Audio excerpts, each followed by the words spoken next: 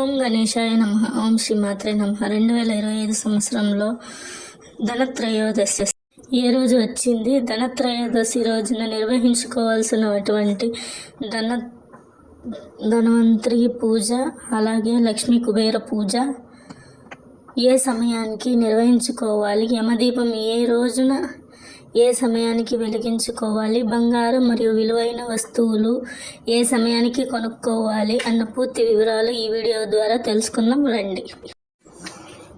First time నా channel చూస్తున్నట్టయితే subscribe చేసుకోండి, లైక్ చేయండి, కమెంట్ పెట్టండి. ఇలాంటి మరెన్నో వీడియోలు చూడాలనుకున్న వాళ్ళు నా ఛానల్ సబ్స్క్రైబ్ చేసుకోండి.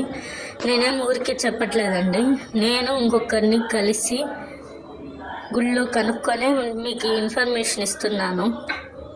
సరే, ఇప్పుడు వీడియోలో వెళ్ళిపోదాం రండి. 2025 సంవత్సరంలో ధనత్రయోదశి ఏ రోజు వచ్చిందంటే, మనకు 2025 ధనత్రయోదశి స్వస్తి శ్రీ చాంద్రమాన శ్రీ విశ్వనామ సంవత్సరం దక్షిణాయనం శరద్ ఋతువు ఆశ్వయుజ మాసం బహుళ త్రయోదశి తిథి 18 అక్టోబర్ 2025 శనివారం మధ్యాహ్నం 1 నుంచి ప్రారంభమయ్యి తిథి మనకు ప్రారంభమయ్యేది 19వ తేదీ లెక్క వస్తుందండి. సండే మధ్యాహ్నం 1:38 వరకు ఉంది.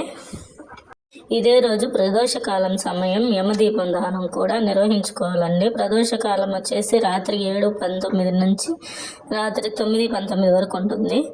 ఈ ధనత్రయోదశి రోజున బంగారు, వెండి, విలువైన వస్తువుల సమయం ఇదేనండి. ధనత్రయోదశి సాయంత్రం నక్షత్రం పుబ్బ అండి.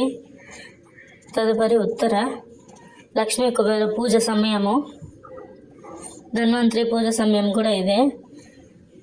యమదీపం పెట్టుకోవాల్సిన టైము, ఏ రోజు పెట్టుకోవాలనేది.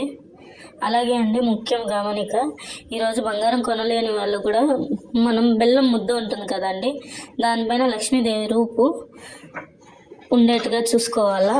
మనం ఇలా చిన్న విగ్రహం ఏమన్నా ఉంటే కూడా దాన్ని మనం నీట్గా బెల్లం పైన అమర్చుకోవాలండి. నా దగ్గర పోయిన సంవత్సరం ఫోటో ఉంటే నేను అటాచ్ చేస్తాను లాస్ట్లో. అలా పెట్టుకొని లక్ష్మీదేవిని మల్లెపూలతో కుంకుమతో పూజిస్తే చాలా మంచిదండి. ఇంకా ఆ రోజు అభిషేకం చేసినా కూడా చాలా మంచిది. అలాగే ఆ రోజు చాలా ముఖ్యమైనది ఏమంటే, మీ ఇంట్లో ఆడపిల్లలు ఉన్నారంటే ఆడపిల్లలు ఇంటి యజమానుడు వెళ్ళి కొత్త పొరకట్ట, చాట, రాళ్ళుప్పు ఇవి తెచ్చుకోవాలి, పూజ చేయాలండి. ఆ రోజు ఏమి మూఢనమ్మకం అనుకోవద్దండి. చాట లక్ష్మీదేవి అంటారు కదండి, ఆ రోజు వాటికి పూజ చేస్తే చాలా మంచిది. పూజ చేయడం వల్ల ఇంట్లో దరిద్రదేవి, మూదేవి ఉంటే వెళ్ళిపోతుంది అని చెప్తారు. అలాగే కుబేరుడి యంత్రం వేసి కుబేరుడికి కూడా పూజ చేయొచ్చండి. ఈరోజు ముఖ్యంగా మీరు బంగారు, వెండి తెచ్చుకోకపోయినా సరుకులు తెచ్చుకోవచ్చు. బెల్లము, చక్కెర, ఉప్పు ఇలాంటివి తెచ్చుకోవచ్చండి. చాలా మంచిది. మనం బంగారే తేవాలని లేదు, లేని వాళ్ళు ఉంటారు కదా, నిష్టగా పూజ చేసినా సరిపోతుంది. నాకు తెలిసినంత మీకు చెప్పానండి. ఎవరెవరు ఎలా పూజ చేసుకున్నారో నాకు కమెంట్ చేయండి, ఫోటో సెండ్ చేయండి. నేను అది ఫోటో యూట్యూబ్లో పెడతాను, అలాగే కమెంట్ పిన్ చేస్తానండి. అందరికీ హ్యాపీ దీపావళి. ఛానల్ మీకు నచ్చినట్టయితే వీడియోకి లైక్ చేయండి, సబ్స్క్రైబ్ చేసుకోండి. మరిన్ని వీడియోల కోసం నా ఛానల్ సబ్స్క్రైబ్. మరొక వీడియోతో మీ అందరిని కలుసుకుంటాను. ఓం ఈశ్వరాయ నమః.